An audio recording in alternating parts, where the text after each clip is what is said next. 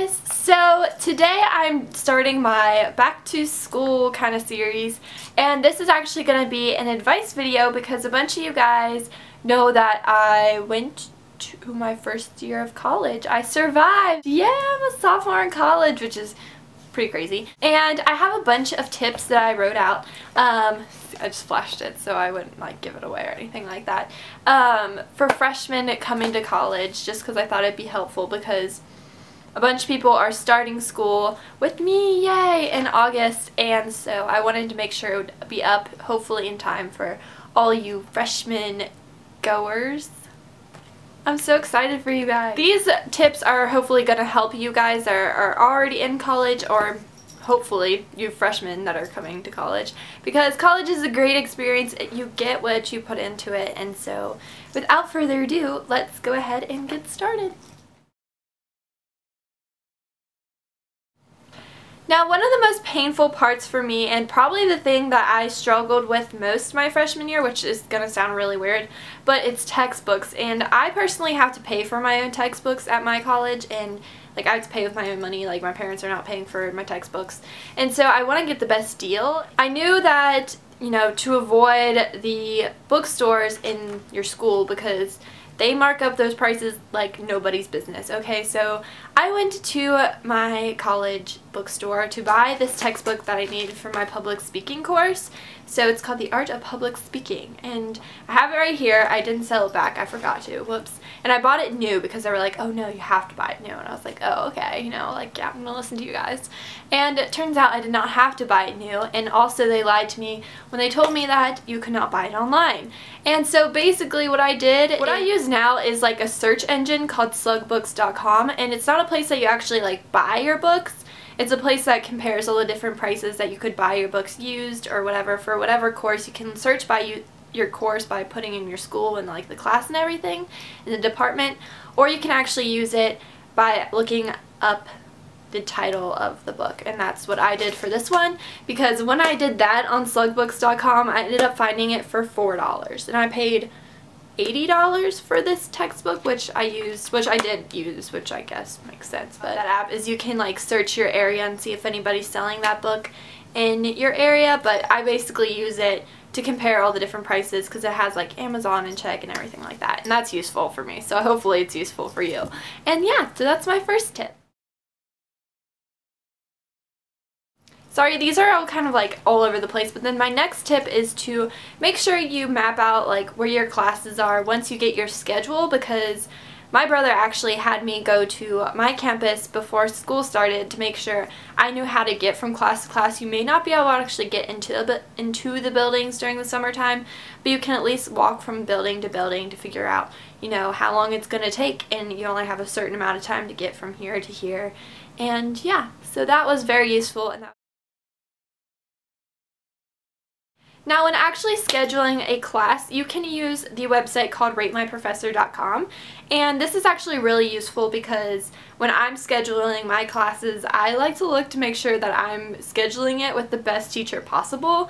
I don't want to like get a really tough teacher, because if I would have known about this website my freshman year, like first semester, I would have avoided taking like comparative politics with a professor that I had no idea. I couldn't understand him. His accent was so thick, and I really struggled in that class. I ended up getting a B, but it was like my lowest grade, and so it was a letdown because I was like, I feel like I could have advanced so much more, because I love politics, obviously, because I'm a political science major.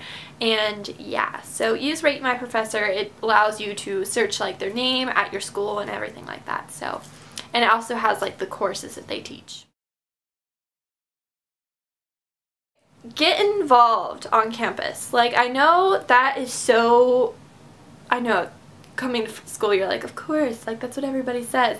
But when you get involved on campus, you're not only networking with a bunch of different professors and everything like that, you're also meeting a bunch of new friends. So once you submerge yourself in that college life, you will meet a ton of people. That's what I did, and I'm so happy I did it. It doesn't matter what you do. Like, you can just join a club, you can get involved in Greek life, you can just... And during welcome week, they usually have like something to do for the freshmen, where you can go and check out all the different clubs and organizations that your campus offers. Now, next thing I have is something that I feel like college is kind of known for, but make sure you actually go to your classes. I know the temptation of like not having mom and dad like on your back saying you have to go to school from 8 to 3. Like, I know that's tempting and you're just like, oh, I'll just skip it this once, but once you skip once, it becomes addicting. I admit it. I skipped like 2 classes in my college semester. I didn't skip any my first semester, but I skipped it my second semester, and I regret it so much because I always feel so behind once I go.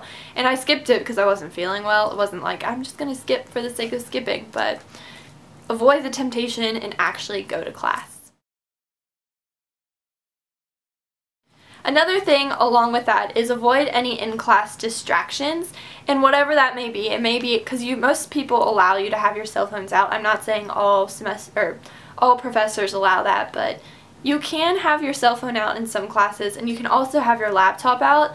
And when you have your laptop, you are definitely going to be tempted to go on Facebook, and you're going to zone out, because I know that I found myself shopping online and on Facebook in like my comparative politics class because I couldn't understand them, but I feel like I would have learned so much more and probably been able to understand like what was going on a little bit more if I would have actually paid attention. So avoid any in-class distractions.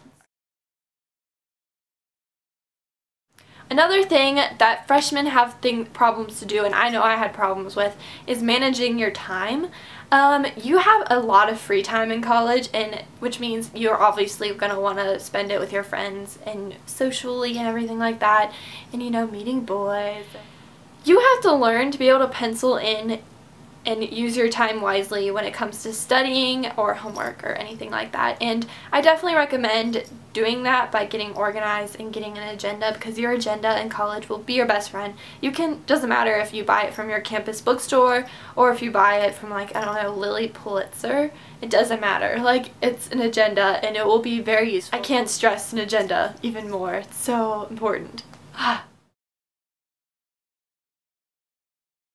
Another thing is get organized, and I'm hopefully doing a video on my organization, which I actually have a video all about my organization and study tips, and I will link that in the down bar. I think I did it in like November of last year.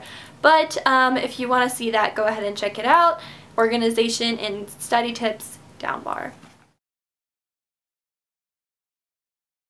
Don't be afraid to actually talk to your professors.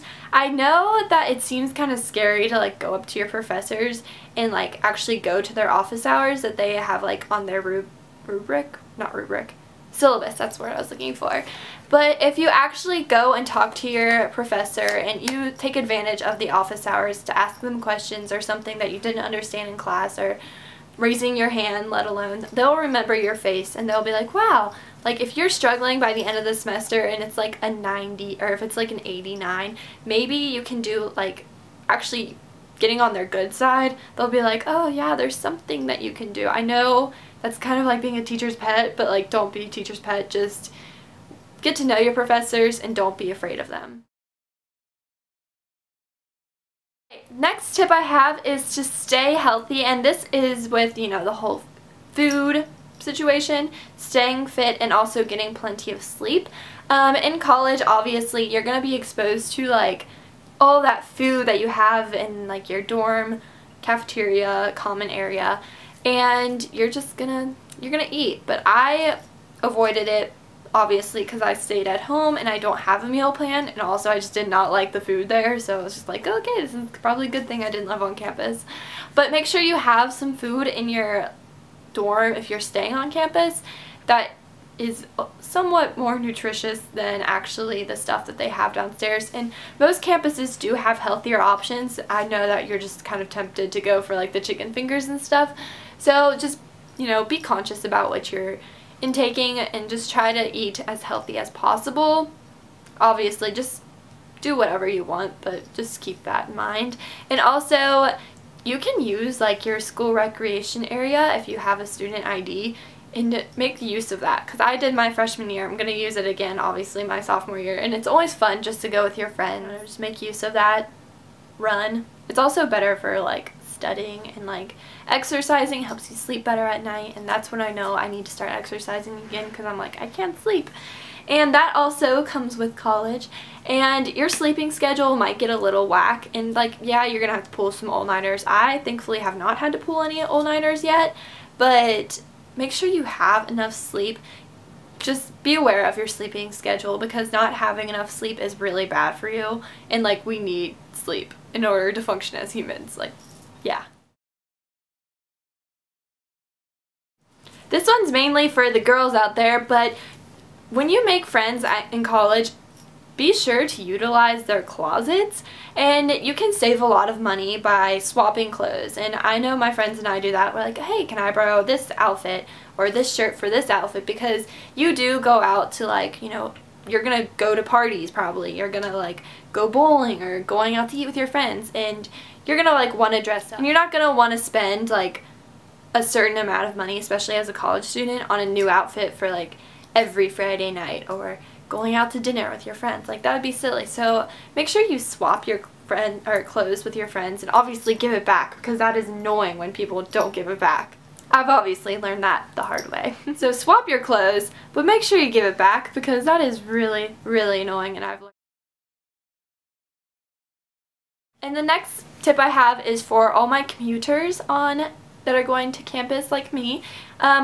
Make sure you always leave a given amount of time. Like, you may know how much time it takes to get from your house or wherever, your apartment, to your campus, but you always have to be safe when it comes. Like, my first day I left like, I want to say 45 minutes to an hour before my class was scheduled to begin, even though my campus is really not that far from where I live.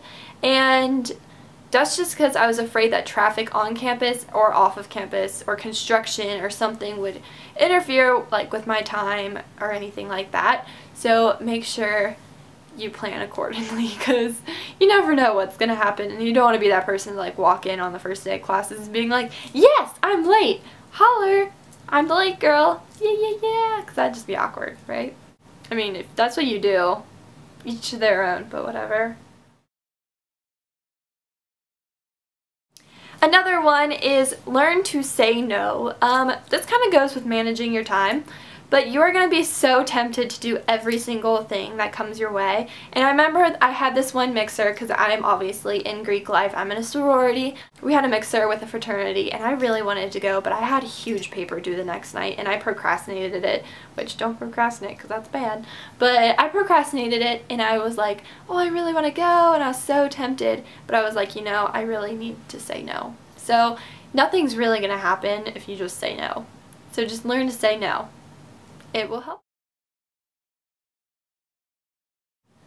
Now, obviously, I don't know a lot about when it comes to living in a dorm, but I do know that there's this app called Checklist, and it's for packing when you are going away to college. It has all the necessities that you need to consider when you're actually like shopping for a dorm room, and I know they have a bunch of these kind of things at like Bed Bath & Beyond, like a checklist. But if you want one on your iPhone and you don't want to like have to type it up in your notes, there's an app called College Packing List, Checklist, whatever you want to call it. But it's just very useful if you're looking into that, because I obviously don't have much advice for that, because I live at home, which I love. So yeah, I hope this was useful for you guys, and go ahead and let me know in the comments below if you have any more like tips for freshmen coming to college or anything. And be sure to check on my channel for more back to school videos that I have planned out. And until next time, I will talk to you guys later. Bye.